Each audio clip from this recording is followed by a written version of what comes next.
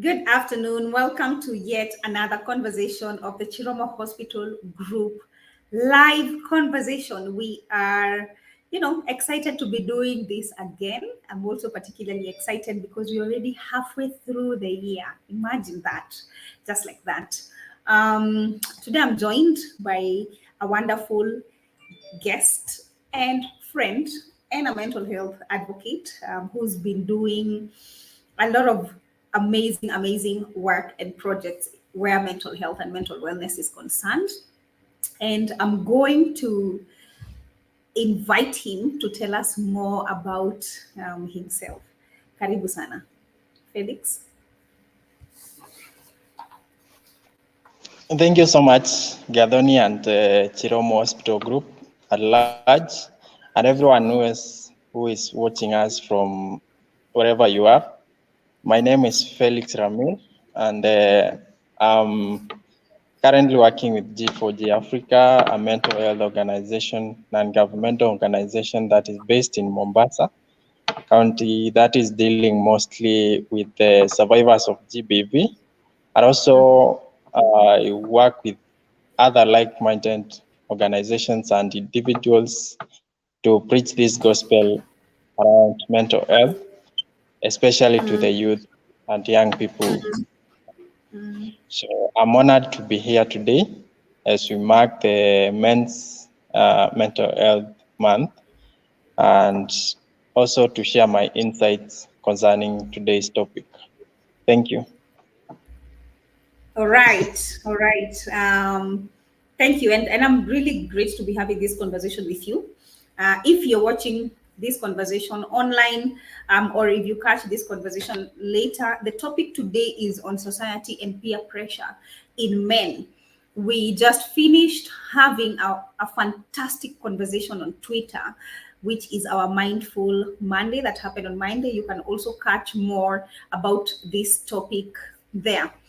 So before I engage my panelists today on questions, I want to read a quote, by Andrew Guide that says, "Society knows perfectly well how to kill a man and has methods more subtle than death." Yeah, let's ponder on that. Society knows perfectly well how to kill a man and has methods more subtle than death.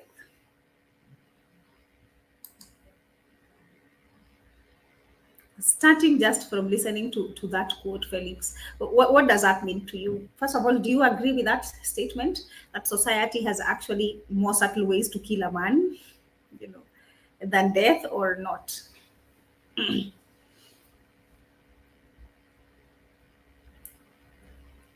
Please unmute. Can you repeat the quote again? The quote says, "Society knows perfectly well how to kill a man and has methods more subtle than death."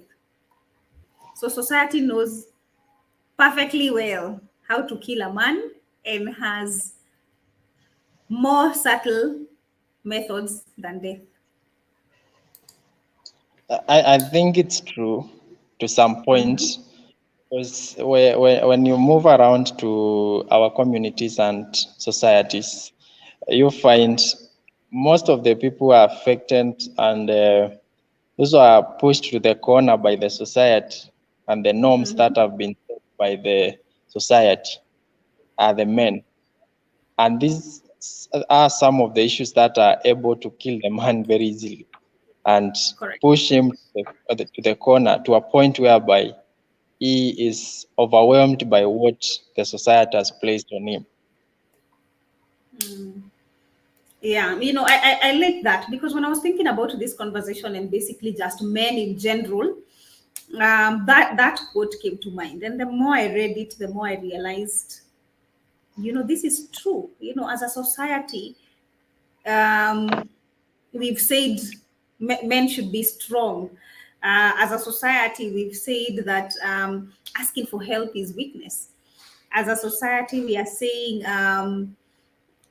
men wajikaze, that is what to be a man. And this it is these very statements, it's these very things that society has put out there in defining who a man is, that are now eternally, slowly, you know, killing our men.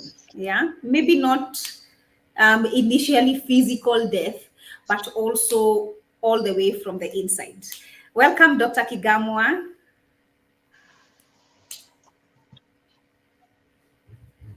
Please unmute. Unmute. Thank you. Welcome, welcome, Dr. Kigamwa. How are you doing today? I have an eye infection, so I'm sorry, but I'm happy to be on. Yes. Welcome. We are really honored to have you. Would you like to introduce yourself? Sure. I'm Dr. Kigamwa Pius, consultant psychiatrist. I'm also a teacher at the School of Medicine, University of Nairobi, Department of Psychiatry. Yeah, and I am a man. Thank you.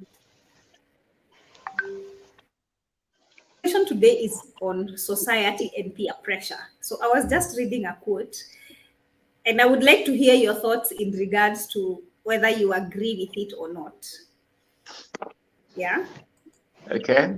The quote says that society knows perfectly well how to kill a man and has more methods than subtle death. This quote is by Andre Gide.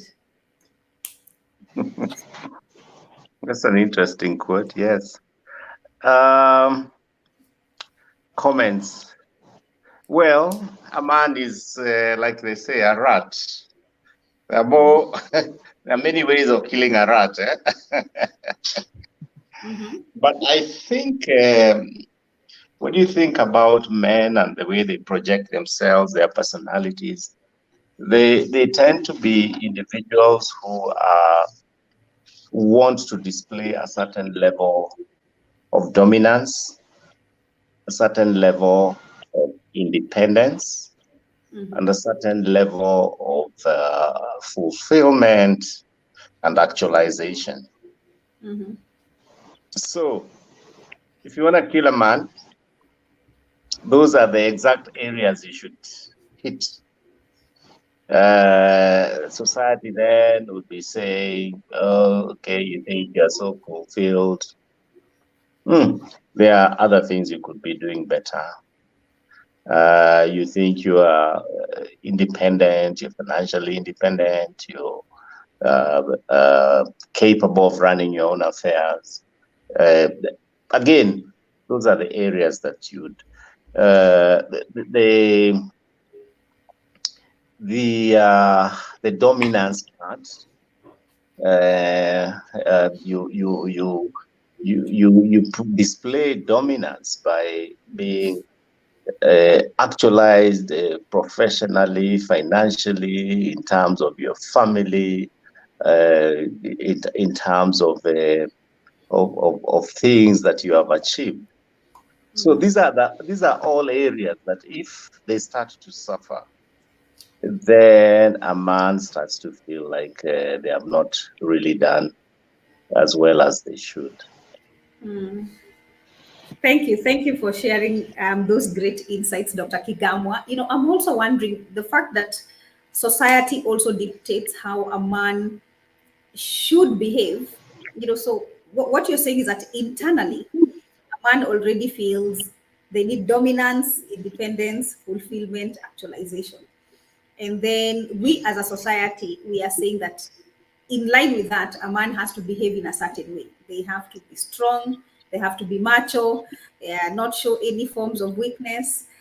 You know, that also being ways that society has designed to kill a man, because when they are failing, when they are not able to achieve the things that you have talked about, at the same time they can't, you know, seek for help because of all these other things that have been said about them. Yeah. That's correct. That's actually a very accurate description of it. Mm. Right. So, Felix, what kind of a man do you think society has shaped you into today? To me, I think I'm just a young man, and from what I learned when I was young, what I used to be told by the older people, I think it shaped me to a man that is more independent in the society than how I used to hear older people used to live. Because in my society, for example, we used to have situations whereby wanaume walikuwa wanaolewa bibi, like the parents were the one who used to look for a wife for men. But currently, that is not the what happens. You have to go out there, look for a wife, convince her, and get to marry her. You also need to go out there, look for a job, not unlike those other times when we used to have so many activities going on. Times have changed. Even in the shambas, we have nothing to harvest there. You have to go to look for money out there. You have to go to look for a job. So the society has shaped me to a more independent man than what should have happened long time ago. Thank you, Felix, for that. I liked how you started by reminding us that men uh, used to be looked for a wife. So I was wondering whether that is actually really a bad thing or not. But you said by the older people. Dr. Kigamwa, what are your thoughts? Um, I think that the notion that a man must be looked for a wife kind of betrays the position of dominance. That if you look at the way the animal kingdom is organized, men are not men, the male gender, the male animal is really polygamous by nature. And for that to happen, that male must go out there and assert itself and show that they are dominant and they are able to attract, and therefore they are able to retain that position of dominance.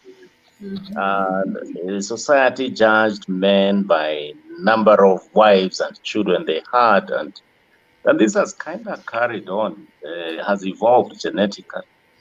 And whereas society tries to curb and to curtail that natural tendency, it is the cause of a lot of social strife and marital disharmony. So again, I think some communities do wife hunting, and they look for suitable partners for their men, for their sons. But honestly speaking, I do not know how that works. I also do not know well how monogamy is supposed to work, but it is what it is. That's the societal norm, and I think it's a societal way of curbing and killing a man, so to speak. Wow. Thank you for your thoughts, Dr. Kigamwa. I will not comment on it. This could be a very long conversation. So, All what right. kind of man has society shaped you into today? Well, I'm very traditional, and I I grew up as a nice Catholic boy, and therefore that's what I am. The tendency to want to stray, I think that's really a male thing. But I think the order that we live in now, the way society has ordered everything, requires that we try and conform and stay in that line. And in that respect, yes, That's who I am. I think the other um, qualities that have been instilled in me growing up in that very, very controlled environment of being Catholic, of being brought up in Nairobi, looking at a very structured father who was selfless in um, in looking after his family and ensuring that despite being a very large family, you didn't lack, you went to school.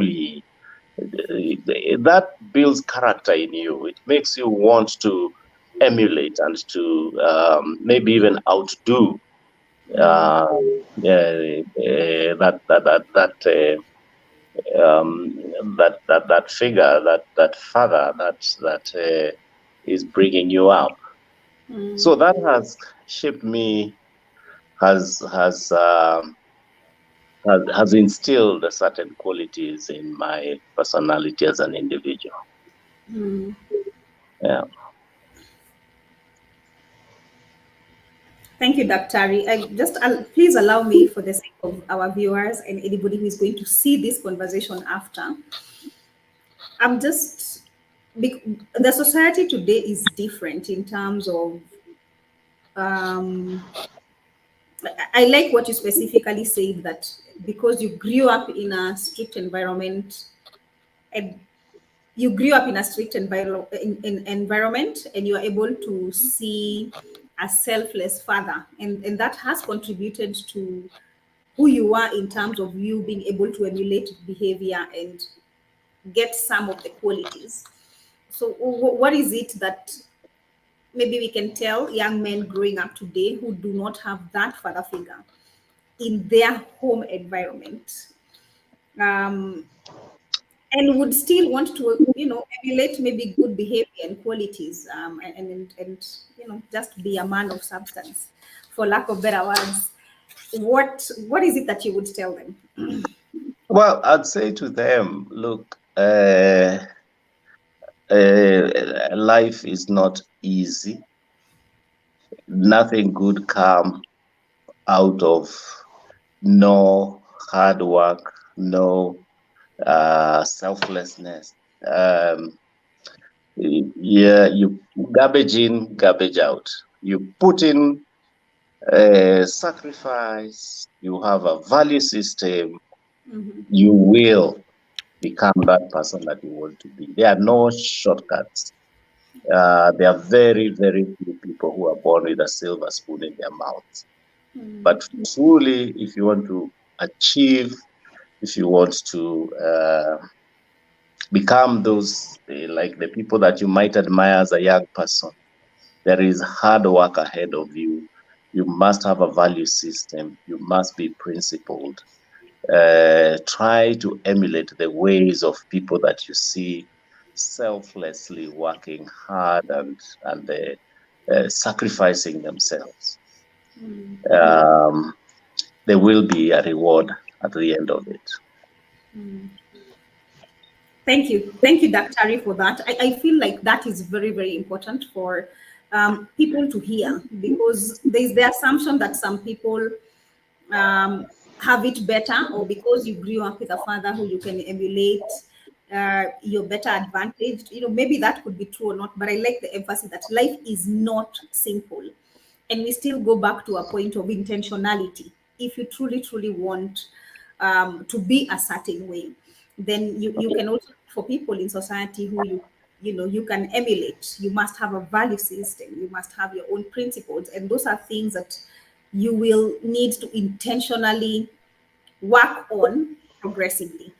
Welcome very much. Welcome, Dr. Ambayo, to this conversation.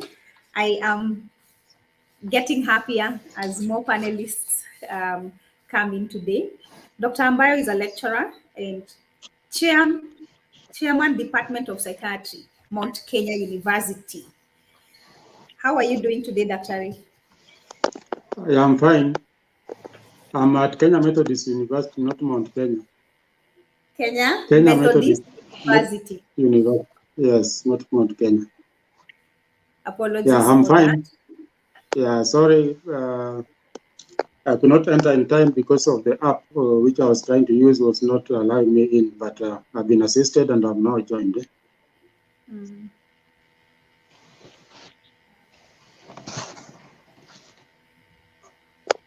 Hello, can you hear me? Yes, I can hear you. Okay. All right. The conversation today is on society and peer pressure in men. Yeah. Allow me to ask this question: How has society and peer pressure in men impacted the help-seeking behavior of, of young men? Okay. The society, especially men, have a lot of stigma uh, towards illnesses, especially mental illnesses. And sometimes they discuss these issues in a negative way. So if a man has a mental illness like depression, they would hesitate, they would be hesitant to go for treatment because they know mental illness has been discussed negatively and there's a lot of stigma. So we get a lot of our patients of mental illness late because of peer pressure from their colleagues who have stigmatized the mental illness. Mm, absolutely. The stigma where mental illness is concerned, and specifically the stigma around men as well, it has Yeah. really indeed impacted in regards to improving help seeking behavior. For sure, I couldn't Yes. agree more. But what can we do about it? How can we change this narrative in terms of in increase of help seeking behavior specifically for men? Yeah, the first thing is education. Education.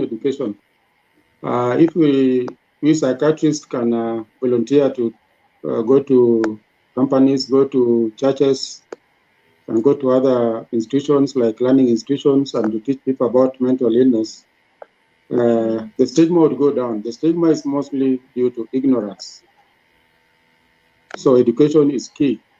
And also we should teach men to open up, connect with their friends, connect with their relatives, so that when they have issues, it is easy for them to get help. So sometimes many of us, especially in modern society, we have isolated ourselves so much that many people have very few friends whom they can share problems with. So people should be open, the society should open. When we are growing up, we were very friendly, and we used to have a lot of gatherings, we celebrate so many things. But the society has closed up so much over the years until everybody is almost to himself. You find you stay in an estate, you don't even know your neighbor. You go to work, maybe one day somebody has a funeral, is when you know, oh, so and so, my neighbor has a funeral.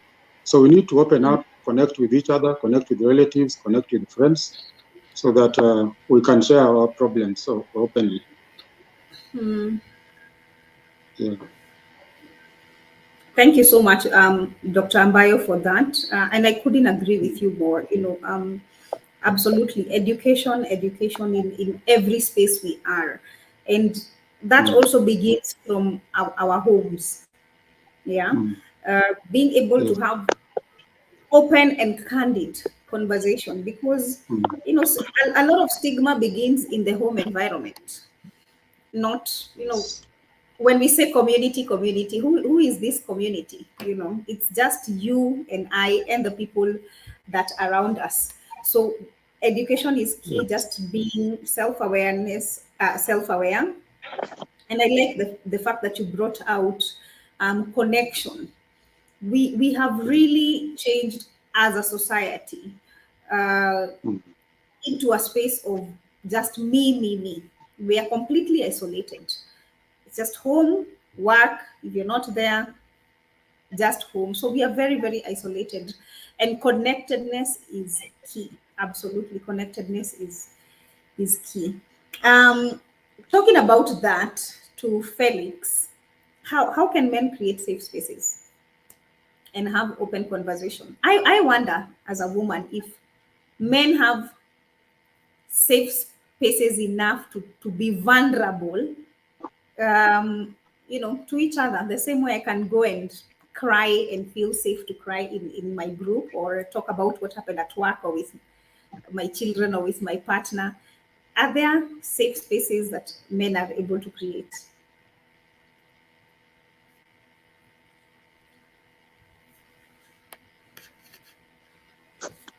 Is that to me? To Felix, Pardon? but Oh. I think he's freezing.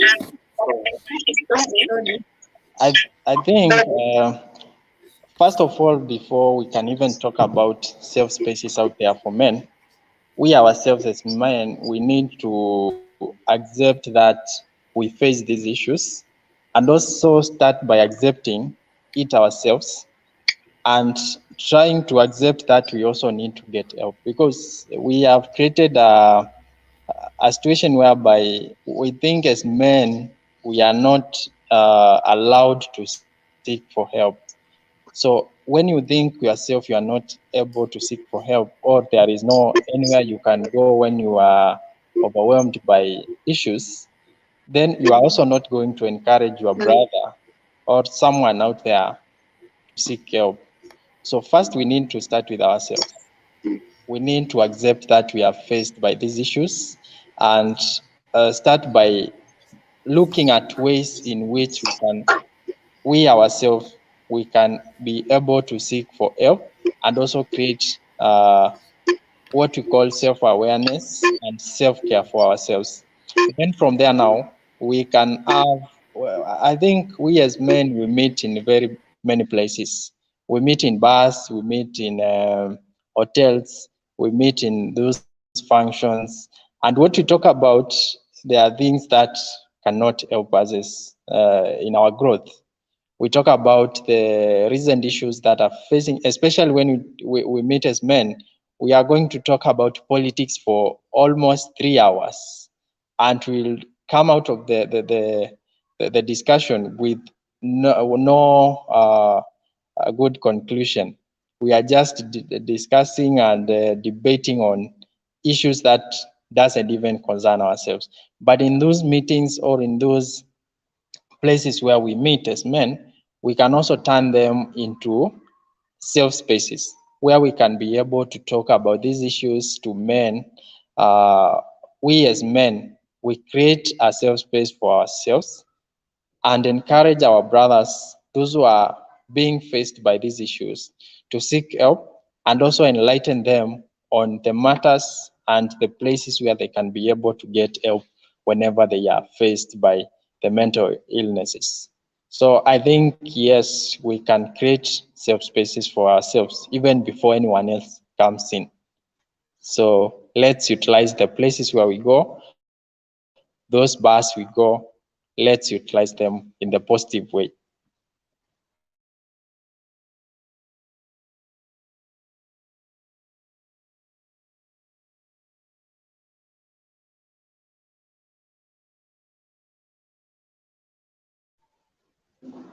I think, Kadhoni, you are muted.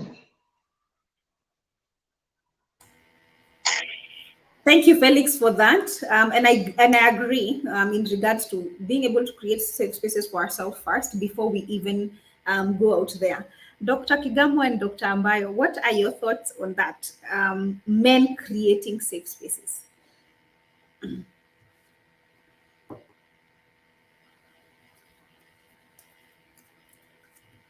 I see Dr. Ambayo is speaking, but you're muted. I'm muted, yeah. Okay. Yes. Maybe I allow Dr. Kigama to comment first. Doc. Thank you, Dr. Ambayo. Thank you very much. I appreciate that. I think that what Felix is saying is very good and practical.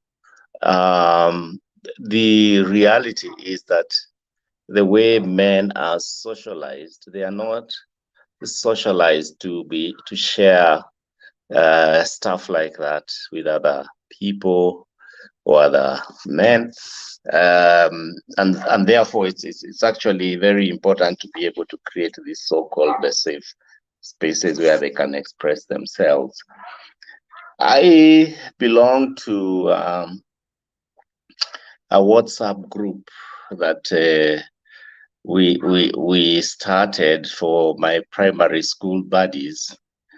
I was in primary school maybe 50 plus years ago.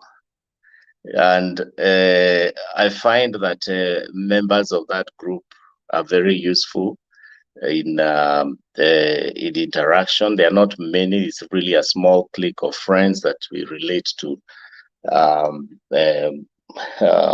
once in a while. We don't even meet that regularly.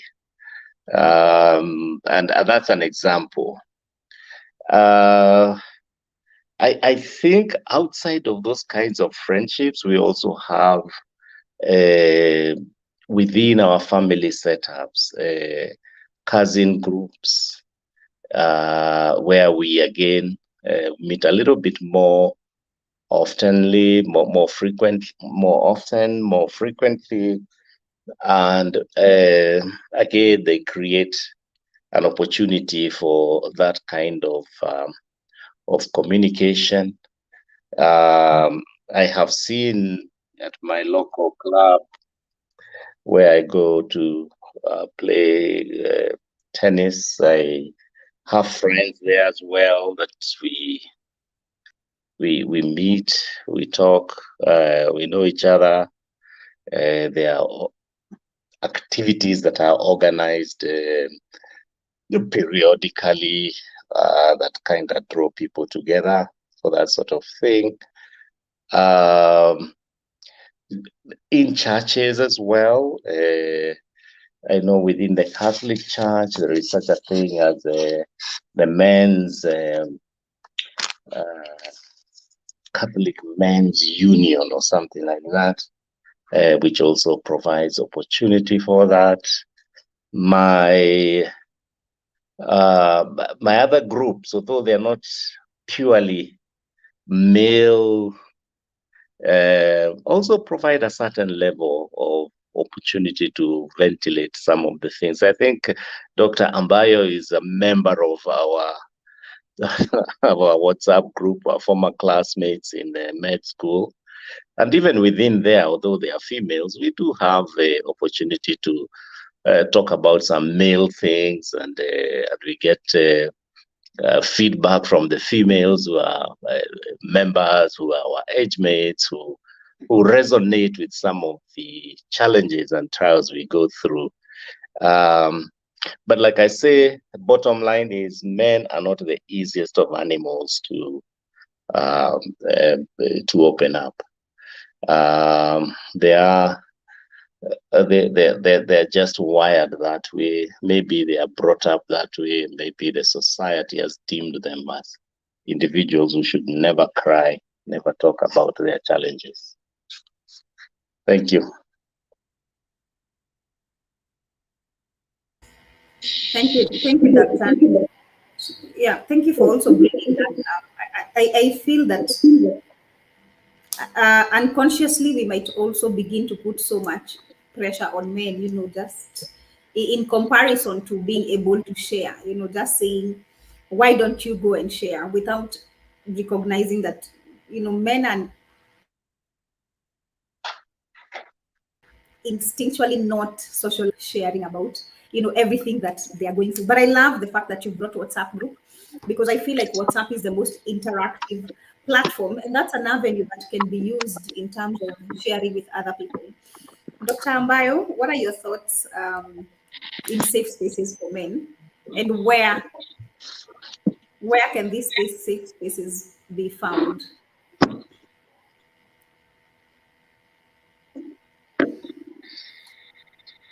Sorry, Dr. I'm saying the workplaces and various institutions, if we go through the human resource manager, we can access these men in their workplaces, and maybe ask the human resource manager to give about 1 hour. 1 hour is enough for us to talk to these men in their places of work. And this can be very effective, because if you talk to these men, they'll be sensitized, and also to talk to their fellow men who are maybe outside their workplaces. So workplaces is, I think, is a fertile ground for getting men to talk to them about mental health, and also ask them to disseminate the information they will have got from us.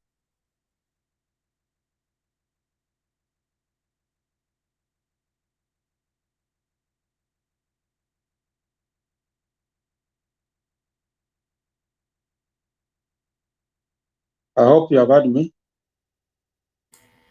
Daktari, I lost you a little bit. Apologies.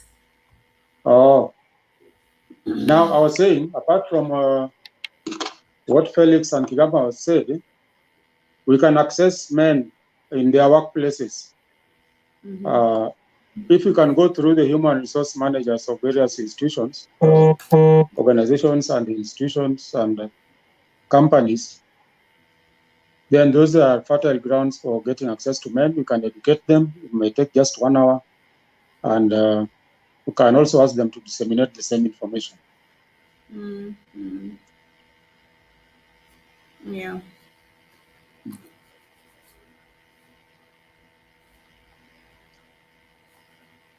Workplaces. I like that also. Yeah. That's another good area. Yeah. There's a question that has come in online. Please allow me to engage you, as it's saying somebody has made a comment, Dennis Musioki. It will be displayed here. So Dennis Musioki is saying that a common thing with teenage boys of today, they are coming out very weak, which is not like the man of the older generation. This has really affected relationships of today and the man's place in society. How can this be addressed, especially in our society today? Yeah, quite a good question.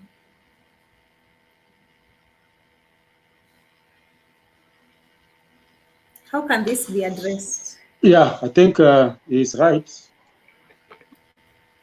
He's right. We should start with those who are getting newly married, and do for them counseling. The parents of today are not like our parents.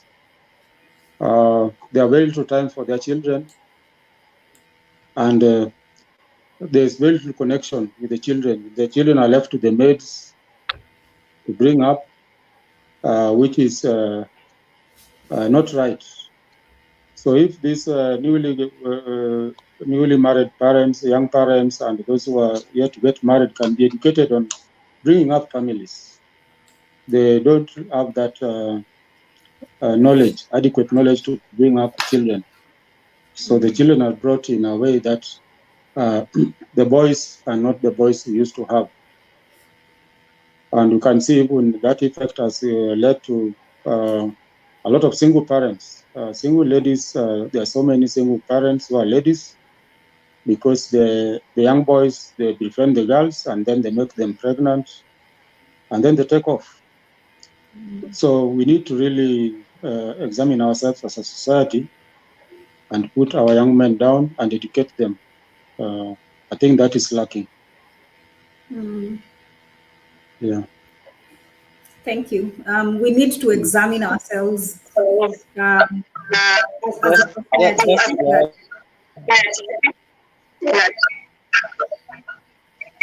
Just to add on what Dr. Abayo is saying, we also need to focus on our parents. Mostly our parents. I think the parents are failing a lot in raising up the children of today, because you find even in the schools, like recently I visited a certain area in Nakuru, whereby the parents move out of their homes early in the morning around 3 a.m. to go to the shamba and then they return at 10 p.m. Now, these children are left alone. Even if this child never went to school, you might never know, because you are just going to receive reports from them. They'll tell you, yes, I went to school, this is what I learned. But unless you go to school to check on whether the child was there, you might never understand whether your child even goes to school every day. We also need to focus on these issues about single parent. Even the president himself mentioned about it recently during the, I think it was Madaraka Day celebrations, or yeah. So I'm not saying the single parenthood is bad, but we are lacking a lot when we leave our children to be raised by their moms alone. Because I think during your times, Dr. Ambayo, and those older people, you used to have those meetings with the boys alone and other meetings with the girls alone. And here is where they were taught on how to become a man, on what the society looks up to them, and what they are required to do as they grow up. So when we leave them to their moms alone, and their dads are out there who never come to talk to the boys, I think we have a disaster in waiting to the generations to come. So we might even end up raising men who are unable to provide for themselves. They just sit there and wait to be fed by their parents or whoever takes care of them. So what we need to focus mostly is the way we raise up our children, especially from our families. Let's start from there, so that we ensure these young men we are bringing up, they are able to come up as strong men who are able even to depend on themselves, and also people who have good values and virtues, which can also be passed through the generations to come. Because if we allow these boys to grow up the way we are leaving them right now, the generations to come, they'll be worse than what we are seeing right now.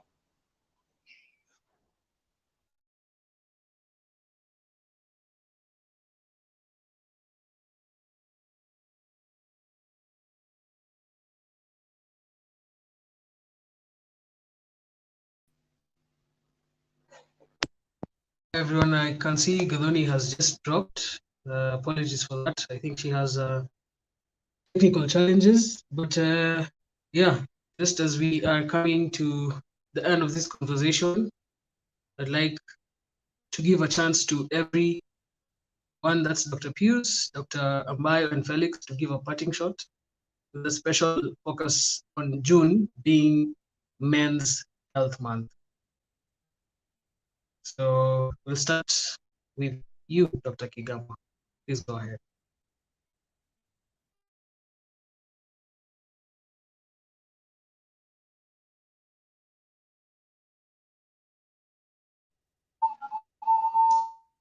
I think Dr. Gama is not with, yeah, I can start. Huh? So yes, please June is it's a men's health month. Huh? So what I would advise my fellow men is to go for basic checkup, physical checkup, and also have at least blood pressure checks, their pulse, their urine, their blood cholesterol, and even blood sugar. Those are not very expensive tests which they can do. And I would also encourage those who are not doing exercise to start doing so. We have a lot of inactivity.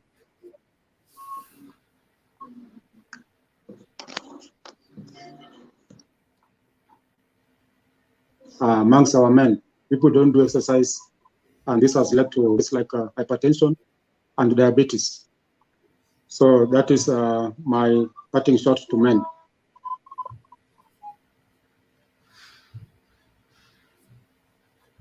Thank you, Dr. I Ambayo, hand over for to that. Dr. Kigamwa. Dr. Thank you very Kigamo. much. Thank you very much for the organizers and my colleague, Dr. Ambayo, and I don't know whether Felix. Kigamo is, yeah. Can you see me? Okay, I don't know whether Dr. Kigamo is hearing us. I can hear you. Yeah, he's Yeah. on. Yes, so thank you very much. It's been a pleasure interacting with you guys. I think the value system of the society, the principles that guide our society demand that every boy child, every male has and acquires certain value systems, certain principles that guide them to become those responsible members of the community that will embrace what has already been proven to work, which is just being principled, hard work, being responsible, knowing what is right and wrong, being able to bring up and hold together a family and the value systems that guide it. Thank you very much. Thank you, Dr. Ari, for that. Felix? Okay, so mine is just to start by thanking Chiromo Hospital Group and the organizers of all these discussions we've been having. I think Chiromo has discussions every Mondays, tweet chat, and Wednesdays we have live discussions. And also I've been seeing them hosting some of the live events at their premises. So this is something that is very good and that we need to encourage to all the institutions also. I think we have professors here from different institutions, and me being one of the recent, a man who has just graduated recently, I know what we are facing there in the universities. I used to hear so many cases of suicide, so many cases of people dying because of suicide. So we need to also have these discussions at these campuses and also high schools and even primary schools, so that these young people can be able to understand all these issues just as they grow up. So finally, I want to encourage men and tell them that it's okay not to be okay. That is the biggest thing I can say. Even if you're feeling like you are giving up, just know you are not alone. There is always help. So there is no shame in going out there and seeking for help, or going out there and talking about what you are facing. Just as the way we usually go to the hospital when we have headache or we feel like we are sick, the same way when we have some issues that are stressing our minds, we need to go and be checked up so that we can understand what we are going through early in advance and maybe start the journey towards healing as early as now. So as men, let's understand that it is okay not to be okay, and seeking help, there is no shame in that. Thank you so much, Gadhoni, Professor Dr. Ambayo and Dr. Kigama, and also Chiromo Hospital Group at large, and everyone who is watching and those who will come to watch later. Thank you so much, Felix, for that. Mine is also to thank this stellar lineup of panelists, Dr. Kigamwa, Dr. Ambayo, Felix, and those who've joined this conversation and left their comments and questions.